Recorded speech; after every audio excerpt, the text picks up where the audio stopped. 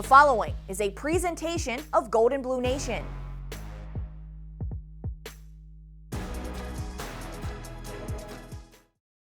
So you hear stories about the teams on the schedule and that one game that's circled, Pitt. You hate Pitt. Unfortunate part of why you play the game. I mean, it can come out either way, and especially with a rivalry, you just never know. No matter who's got the upper hand, you just never know in a game like this, and the Brawl is no different. But there were some West Virginians from the state that played at Pitt, and obviously there's been so many Pennsylvania-based players and Western Pennsylvania-based players that have come to WVU. That ignites the rivalry. There is some hatred towards each other, so that's what makes it big. A rivalry game like Pitt, it was way deeper than just any other game.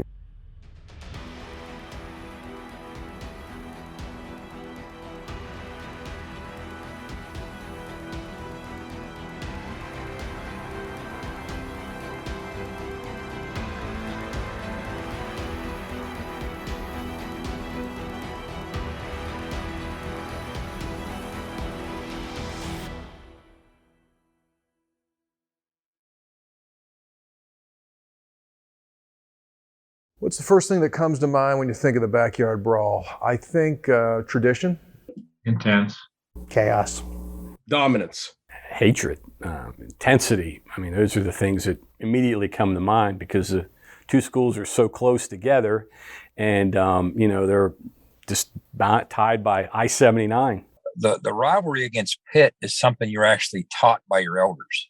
It's a rite of passage in West Virginia. The Virginia Tech rivalry you kind of figure out on your own, right? But you're actually taught to hate the Pitt Panthers growing up in West Virginia. There's so much history behind a game. If you just go year in and year out, I mean, what Pitt hangs their hat on is the 13-9 win to keep West Virginia out of the national championship. It's games like that keeps the rivalry alive. There were so many games where it was supposed to be close. West Virginia, we blew them out. Pitt, they had their ups and downs as well, but the game is just so much fun. The relationships, the trash talking for 365 days of the year until you play again. So the game is so dynamic, so much history, just very rich in that regard. It's a necessity. It should be every single year. It should have never went away. People, we love this. This is what college football is all about. It's what college basketball is all about too. And knowing that West Virginia is 50 minutes, an hour away. Morgantown is an hour away from us. It's a no-brainer. Like these are the games that people get up for. The way I look at the West Virginia and Pitt rivalry is, you have two pretty big schools, pretty good football programs that are about, if I'm not mistaken, 70 miles apart. So it kind of makes sense, for it to be a pretty big rivalry. And I know that that's the school that's on the schedule every single year. And then you may have fans that's kind of divided being so close. So at least the way I see it, it makes sense. I mean, everyone knows about Pitt, West Virginia, but it wasn't, there weren't as many kids like at my high school where you have half go to West Virginia, half go to Pitt, or half go to Pitt or Penn State. Like there was more Pitt, Penn State where I was from. So it was something you learned about. And then once we got to game week, the alumni were brought in. There was all the fanfare. We were listening to Country Roads in warm-ups for practice. It was just a full-on immersion into what that rivalry means to both schools and to the region. There's a couple games that they had circled. Right? It was Pitt, it was Maryland, it was Virginia Tech. Those three teams you did know about and hear about before becoming a Mountaineer. If you take a look at West Virginia, Pitt, and if you take a look at any of the great rivalries in sport, oftentimes geographically, that is the barometer that leads to the intensity in the rivalry, right? Everyone knows, Duke, North Carolina in basketball. Why? Well, because they're so close. Oklahoma and Oklahoma State, same kind of a deal. They're not this massive distance away. The world we live in nowadays in the Big 12 Conference, our closest school is 700 miles away. That is not what brings about a great rivalry. That's just the fact of it. And I think that the fact, when you take a look at West Virginia and Pitt, since the history of the two schools, players that lived in both states played for the other team. You can go back and take a look at some West Virginians, not a ton, but there were some West Virginians from the state that played at Pitt, and obviously there's been so many Pennsylvania-based players and Western Pennsylvania-based players that have come to WVU. That ignites the rivalry. And you know, when I would talk to people at Pittsburgh, they would always say that Penn State was the team they wanted to beat the most, but the team they did not want to lose to was West Virginia. That was kind of the mindset there. A rivalry game like Pitt, it was way deeper than just any other game. Just going into practice that week, just the mindset of just dominate this team, and that's pretty much that was the mindset. We got to win this game. This game is the most important game of the season. This game will be the game that everyone always talk about years after. It's the rivalry game, so it's a game that is so meaningful to the state and the pride of West Virginia. You take it a step further, you just look at how Pitt operates versus how Morgantown operates. And when I say that, I'm talking about pregame festivities, the tailgating aspect of it all. Pitt doesn't have a lot of it. Morgantown, they love the RVs. It's an event. It's a full day's worth of partying before the game starts and once the game ends. So just in that regard alone, I think it makes it brings a little more spice to it. You come here and West Virginia fans will see there's nowhere to tailgate. It's downtown Pittsburgh, and we always say we're bringing the party to Pittsburgh. And that's how it is. 73 Pitt routes West Virginia, 74 Pitt routes West Virginia. The two programs are going in different directions. So the 75 game was a game where West Virginia, I think, was a 2-touchdown underdog, and played an unbelievable game.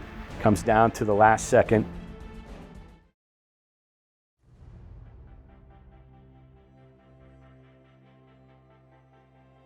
You know, a lot of people refer back to the 75 game when Bill McKenzie kicked the field goal to win it.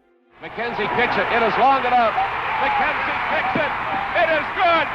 The ball game is over. McKenzie kicks a 38-yard field goal in the final play of the football game. There's a mob scene out on the field. My name is Bill McKenzie. I'm from Wheeling, West Virginia. Actually, I went to Warwood High School, West Virginia. What did I do? I'm a mechanical engineer. I have a degree in mechanical engineering from WVU. I graduated in 1978. It all happened so quick. I was a little nervous early on. I think just prior to, a little before Pitt got the ball back, I think we were marching down the field, and it was, kind of took a little bit of time. So that's when you get a little nervous because they're trying to set you up for something. So you're pacing a little bit and wonder what's going on. We ended up turning the ball over, and that kind of popped that bubble. So I guess, okay, now maybe the pressure's off just a little bit. But then when we got the ball back, it happened just so fast. I think, and I still want to applaud the defense, I guess. Pitt had the ball 1st and 10 with less than a minute to go. And somehow or another, we ended up getting the ball back with enough time, for a play to, from Kendra to Swinson, and then enough time left to kick a field goal.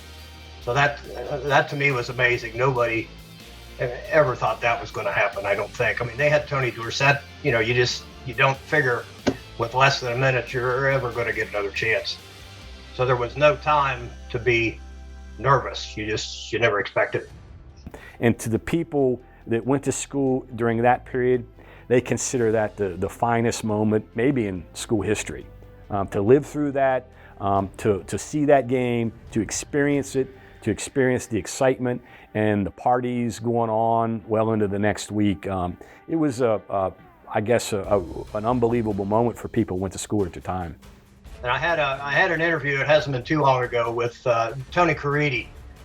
And he mentioned that. He said, Bill, how do you do that with all of the thousands or hundreds or thousands of people that have done great things at West Virginia and gone through there? When they mention your name, everybody kind of lights up. And that, it's great. I don't even know how to explain that feeling. It's great. West Virginia moving the ball down to the Pitt 22.5-yard line on a pass to Randy Swinson. And then the field goal try by McKenzie. I can't believe it. McKenzie, the sophomore from Warwood, with the biggest kick of his young career. When you grow up in Western Pennsylvania, most of the people are Steeler fans who root for a college team. So when you grow up in West Virginia, I learned pretty quickly, most of the people are Mountaineer fans who root for an NFL team. So I think you have the same type of fan base in Western PA rooting for Pitt, but their bigger passion is more toward the Steelers, whereas here the Mountaineers are everything. And a lot of people I know in Morgantown don't root for the Steelers, and that's fine. It's just, I think that's the same type of person who root, when you look at football, Western PA is Steeler fans who root for college, and obviously the Mountain State are Mountaineers who root for the Mountaineers, save for that little pocket down in Huntington.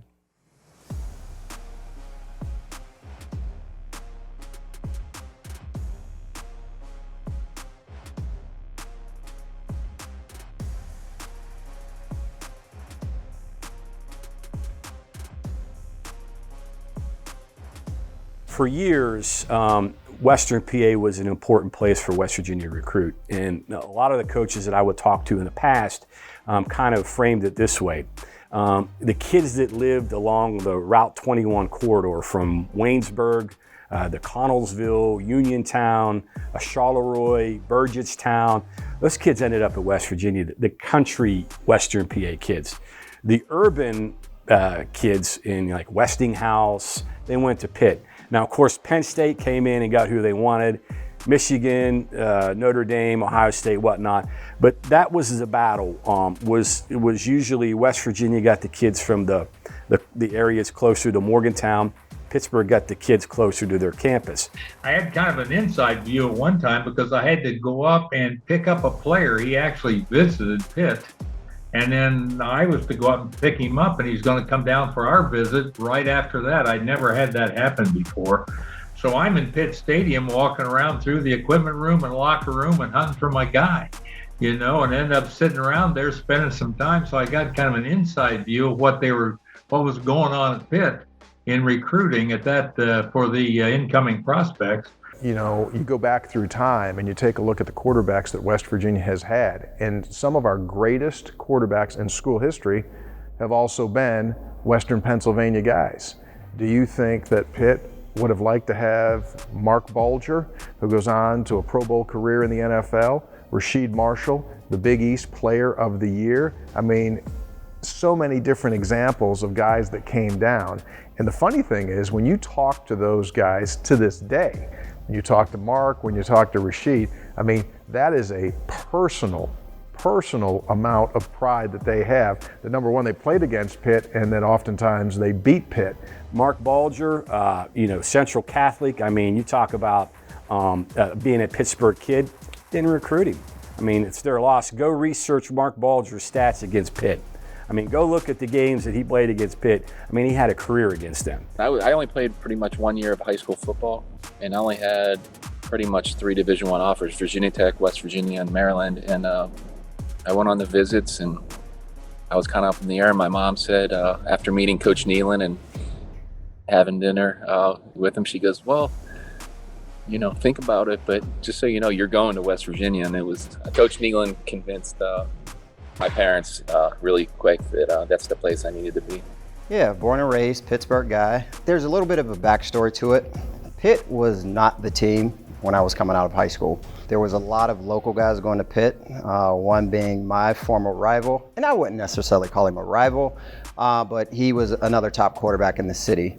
He chose to go to Pitt. We had a long history of guys to go to WVU from my high school. So things worked out, and I landed in Morgantown. It was down the street, and I played, at West Allegheny High School, which 25 minutes away, and I thought it was important to keep my name still circulating from whenever I played in high school. And Pitt was just a school that had so much tradition, and one of my best friends a year before committed to Pitt, played at Pitt the year before I graduated. So he was already there. I was kind of going to follow in his footsteps anyway. So it wasn't really anything against any other school. I just felt so comfortable of being able to go back and forth from home to Pitt, and I just chose Pitt. You have to think, the schools are so close, in proximity. There's so many West Virginia fans in Pittsburgh, 0 Pitt fans in Morgantown. And once I was on that West Virginia, not bandwagon, once I was on the West Virginia Mountaineer side of things, I just started to notice that West Virginia is a special place. West Virginia travels to Pittsburgh, they're bringing all the fans. A lot of times the sellouts were due to West Virginia fans. I remember watching the Pitt-West Virginia game when Jeff Hostetler ran around the right end to score and being upset about that. Yeah, absolutely. And so when I came to Morgantown to start working for WVU Athletics Video, I immediately looked up that clip just to see if I remember it and if I was mad. And not nearly as mad that day when I looked it up as I was originally, because quite honestly, I didn't go to Pitt. Pitt's never paid my rent, my mortgage, my phone bill. So it was pretty easy for me to just become a Mountaineer fan right away. But no, it's always just been tense, because I know so many people on both sides of the ball. And to be honest with you, it's the worst week of my life. It really is, because everybody you love here hates everybody you love at home and vice versa. And it's just a rough time for me personally, because obviously I want the Mountaineers to win, succeed, and I want to be able to hold it over the Panthers' heads, because I have so many Pitt fans in my life to deal with, absolutely. Walking in my first team meeting with Coach Nealon, and there was 2 things he ingrained at us. The first team meeting I've ever been in big football, and it was team. Everyone knew the old team shirts, and that was number 1. And 2 was beat Pitt. He wasn't talking about national championships or win the conference, and that's always important, and I'm sure it is for every team, but beat Pitt was first and foremost when you got there on campus with Coach Nealon. It was ingrained in you, and I didn't quite get it, but after becoming a Mountaineer, I wish the guys knew what they're walking into, because it's going to be a different atmosphere. I'm forever indebted to the state, to the university, to the fans, and again, this kind of goes back to the guys who came before me. They gave me the opportunity. My presence in Morgantown probably wouldn't have been what it was without Major Harris. I mean, if you think about it, same high school, same coach, same neighborhood in the city of Pittsburgh, and 15, 20 years later, here comes another one. Now, I'm not placing myself on the same level as Major, obviously, but what's the odds of that happening? So my life wouldn't be what it is today without West Virginia University in Morgantown, West Virginia. So we have to talk about it. 13-9. Yeah. Tell us about that night and your emotional state. It was a bad night. It was just a bad night, and everything that could have gone wrong went wrong in that game. For me, I remember that 8 comes before 9 and 10 comes after, and then 12 comes before 13 and 14 comes after. That's all I associate with those numbers. Panthers have pulled a stunning upset over the West Virginia Mountaineers and denied them a place in a national championship game.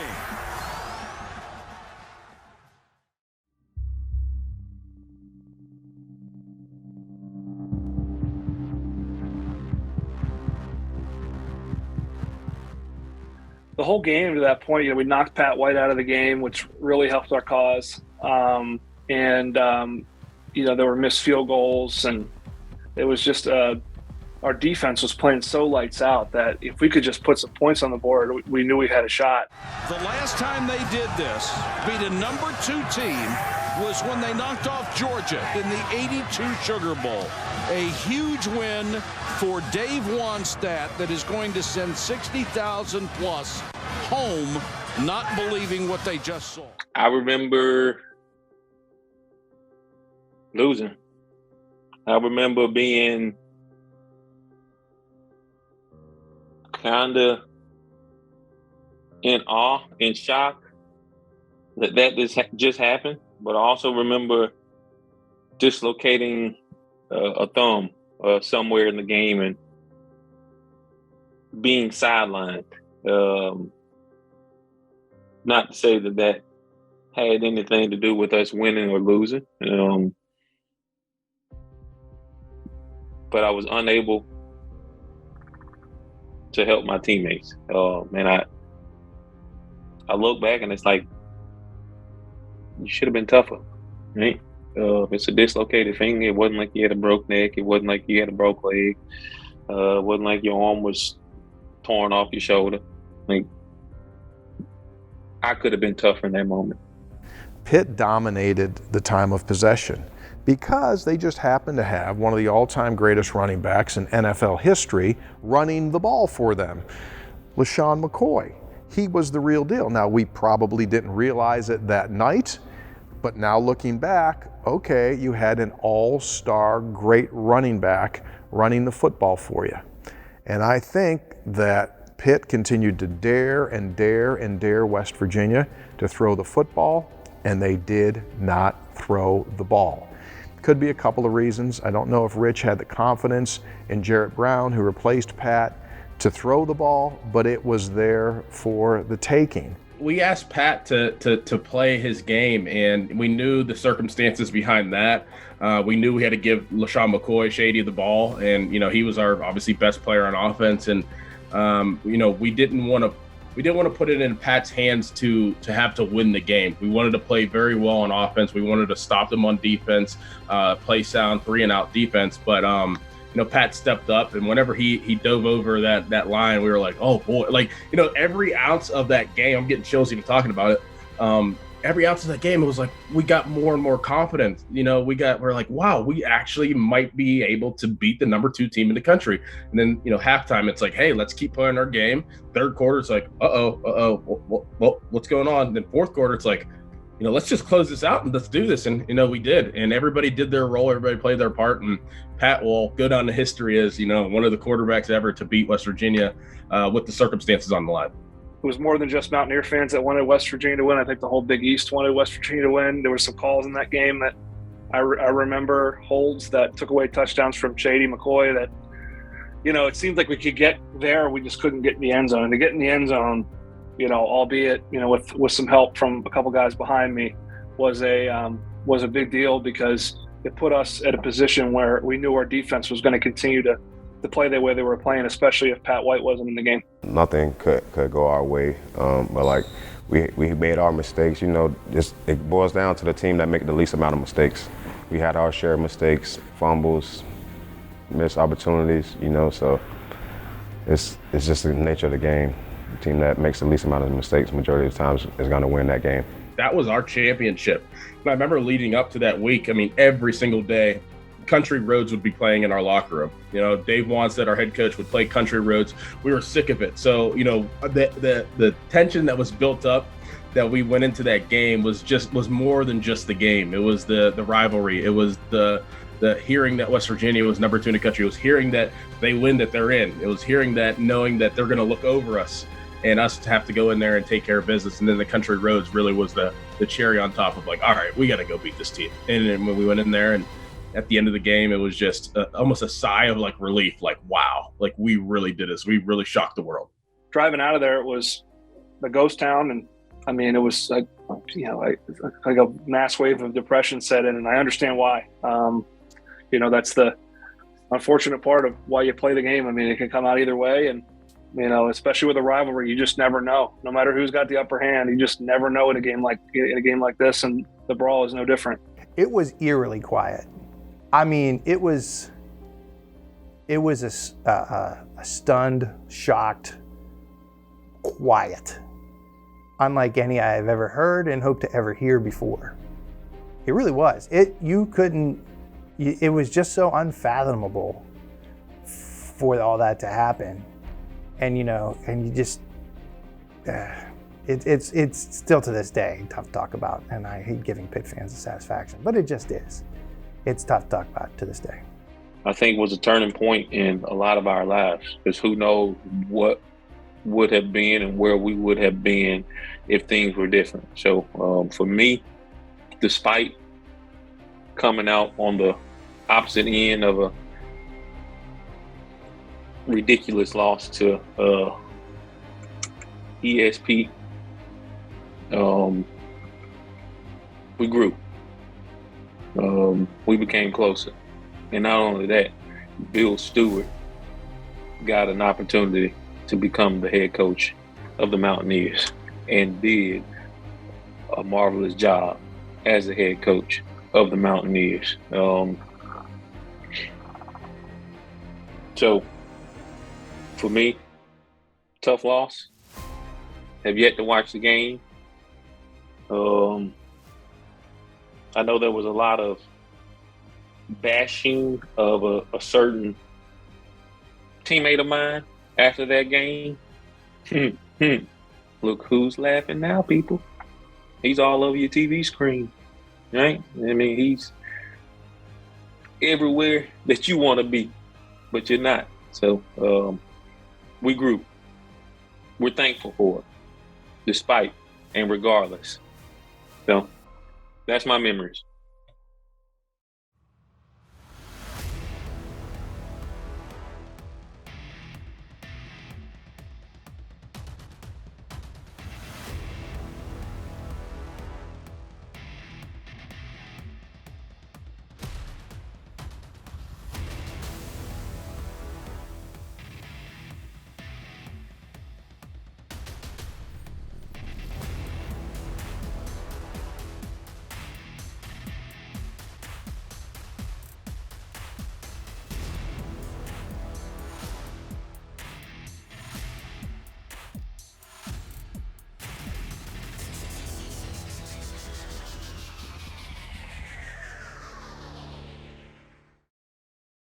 I remember the game kind of starting out pretty slow for us offensively, but the defense was doing a pretty good job of getting to Tino Sinceri, I think was his name, and the game kind of gradually went along, and we were able to score our first touchdown, which came by the way of myself on a pretty impressive post route.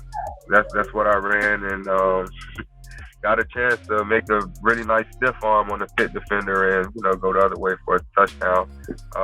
That play in general was a really big momentum shift, and it just got the crowd rocking. It really got the crowd rocking. I'm sure everybody who attended that game was very delighted to see the stiff arm. And once we had that momentum shift, we were able to swing things our way and essentially go on to win that game. So I'm happy to say I never lost to Pitt. I only got a chance to play them twice, but I'm 2-0. Yeah, it was disappointing when you knew that Pitt had no interest in, at least the people there at the time had no interest in resuming the series. It just had such, great meaning to all the people that were involved in it. And, by and large, there have been good games, there have been bad games, but they've all been interesting. I think the emotions were high for our fans because that's a game that I'm sure everybody circles on their calendar. Everybody's really riled up about that one. And with it being the last one, that takes away a lot of memories and, just so much history behind that one particular game. So just kind of thinking about my own personal thoughts, just kind of going into that game, once again, it's Pitt. You think about Pitt and it's kind of like you want blood. So my whole thought process is, for one, we're in a situation where we're trying to go on to win for something that's bigger than this moment, but I don't want to lose Pitt. So, I made sure that I played my tail off to transfer energy to my teammates, and we went on to win that game. For all the positive things I can say about the Big 12, and yeah, we've kind of leaned into some things that have started to become rivalries, but you don't just create rivalries out of whole cloth. Those happen over time. You could even argue that it takes generations for those things to happen. So whoever we might or might not have some ill will towards in the Big 12, it's not going to, come close to anything we have toward the Pitts or the Virginia Techs of the world. So it's really nice to see those back on the schedule. And I kind of wish we could find a way to pull it off every year. It says so much, and it means so much for both programs. It really does. And of course, we have our conference slates to adhere to, but even if it's a non-con game, if we can find out a way to do it regularly, that's enough for me. I just think it's something that we need to find a way to keep it going.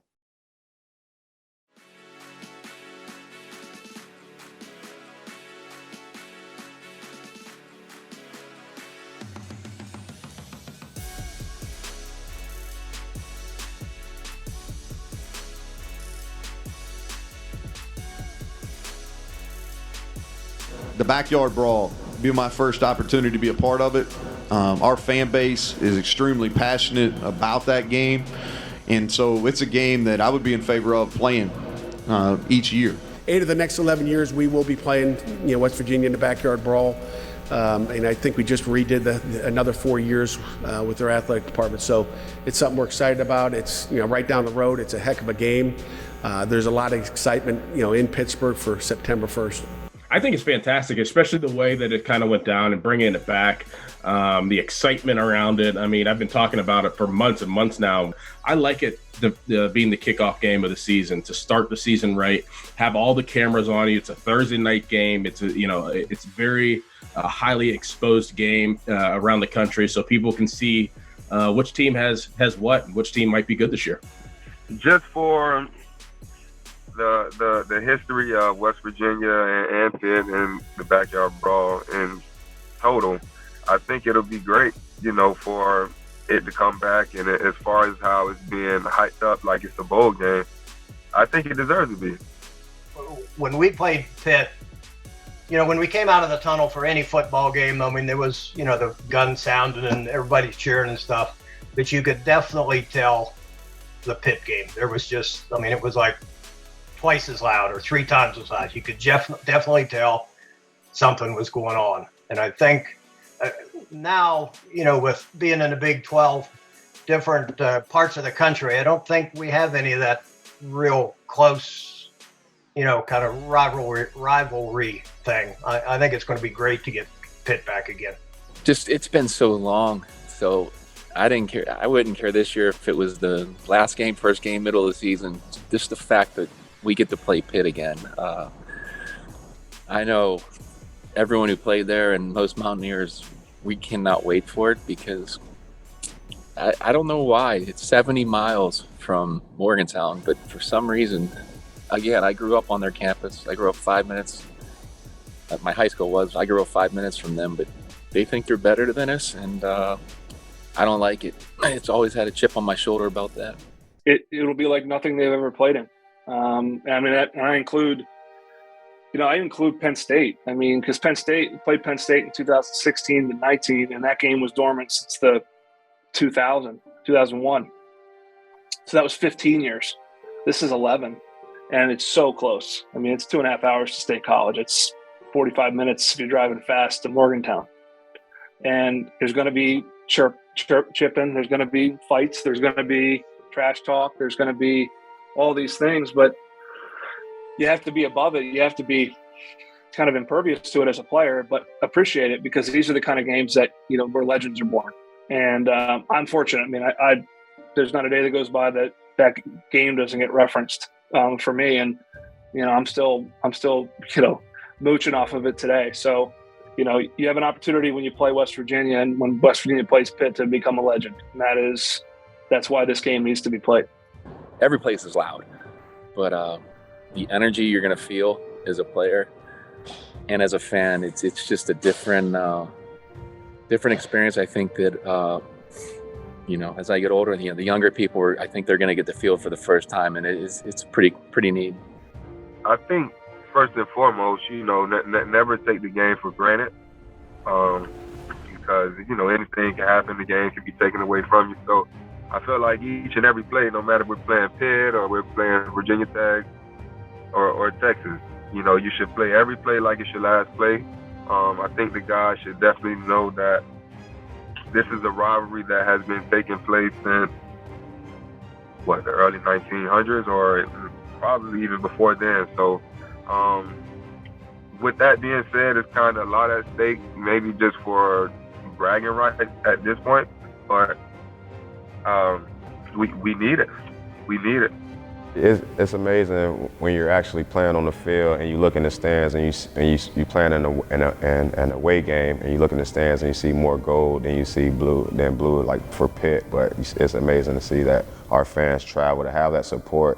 It's awesome because it's like the whole state is behind us. Like we gotta get this win. We gotta win. We gotta do it. If you walk out of there with a win, holy smokes, that really does give you a jump, a real leg up on the season. If you go out of that and play well, it gives you something to build on, but you don't want to go into that one and play poorly. And the challenge is that probably Pitt's going to be ranked in the top 10 this year preseason. I mean, that's the thing you're seeing as we look at different rankings. I mean, you know, they're a team that won a conference championship a year ago, and they've got a lot of folks back, and they're going to be a good football team. So it's a hard nut to crack for our coaches. But wow, if we could get it done, a major leap forward. That's why I'm so interested for September 1st. Not interested, I'm excited coming to be at the game. I'm bringing, you know, my wife, kids. I just want them to see it. Like, this is, everyone talks about Notre Dame, USC, this and that. I go, get ready. It's a different deal. Our state's coming. We're coming up, and we're gonna rep. And I know we kind of have the same colors, but we're the only real blue and gold. You can really create your legacy. And that's what I would tell these Mountaineers who are too young to remember what this game was all about. You can really author your own legacy by how you perform against this team in this game at this venue. And Mountaineer fans will remember you forever if you do it. I think players from both sides will have to learn going forward what this rivalry is, because quite honestly, they've never played in it. They may not have ever heard of it growing up, but I do think, especially West Virginia, that the staff has done a really, really good job of bringing the right people in that have participated in this rivalry to explain to them. And, you know, it's not really difficult to figure out. It's a pretty easy story to tell.